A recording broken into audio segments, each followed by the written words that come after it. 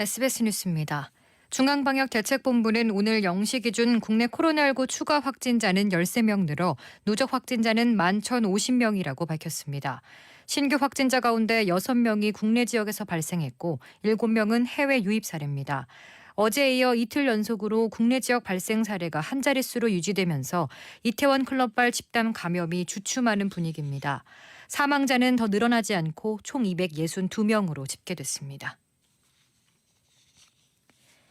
정세균 국무총리는 오늘 코로나19 사태로 미뤄진 학생들의 등교 시기에 대해 예정대로 할 것이라며 고3 학생들은 20일 학교에 갈 것이라고 말했습니다. 정 총리는 오늘 지상파 방송에 출연해 고3들은 입시 문제도 있다며 이같이 밝혔습니다. 예정대로라면 20일 고3부터 순차적으로 등교를 시작해 6월 8일 초등학교 5, 6학년과 중1이 마지막으로 등교를 하게 됩니다. 정 총리는 다행히 이태원 클럽발 확진자 숫자는 안정되고 있지만 예상치 못한 상황이 벌어지면 순발력 있게 대응할 수밖에 없다고 말했습니다.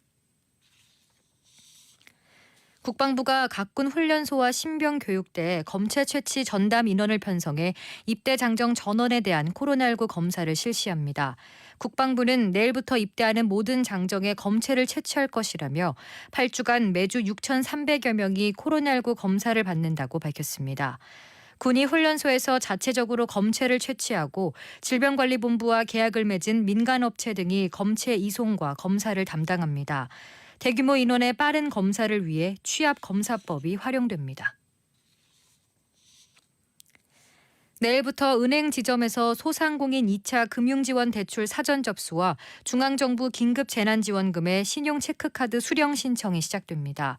이른바 코로나 대출로 불리기도 하는 소상공인 대출은 이번이 두 번째로 7개 시중은행에서 10조 원 규모로 진행됩니다. 1차 때와 달리 이번 2차 대출 신청은 신용보증기금 방문 없이 은행에서 보증과 대출을 한꺼번에 신청할 수 있습니다. 대출 한도는 업체당 1,000만 원입니다.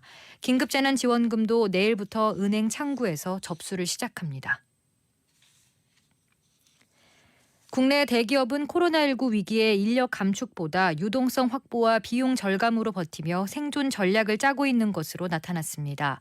다만 대기업 10곳 중 3곳은 코로나19가 6개월 이상 지속할 경우 인력 구조 조정 없이 경영 유지가 어렵다며 정부의 지원을 호소했습니다.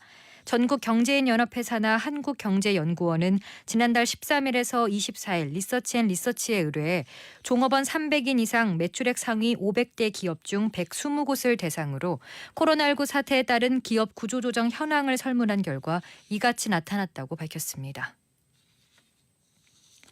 문재인 대통령은 5.18 당시 발포 명령자에 대한 진상규명이 필요하다는 입장을 재확인했습니다.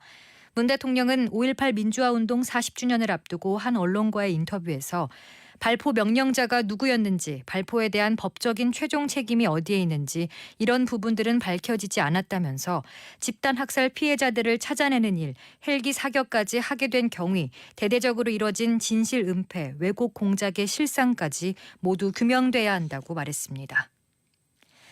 올해 들어 부동산 신탁재산 규모가 300조 원에 육박하면서 전체 신탁재산에서 부동산 신탁재산이 차지하는 비중이 6년여 만에 30% 선을 넘었습니다. 오늘 밤은 전국에 가끔 구름 많은 가운데 경기 북부와 강원 북부, 경기 내륙에 가끔 비나 소나기가 내리겠습니다. 예상 강수량은 서해 5도 20에서 60mm, 경기와 강원, 경북은 5에서 20mm입니다. 월요일인 내일도 전국 대부분 지방에 비가 예상됩니다.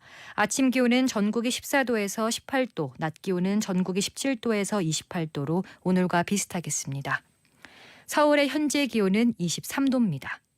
주시은입니다. 뉴스를 마칩니다. SBS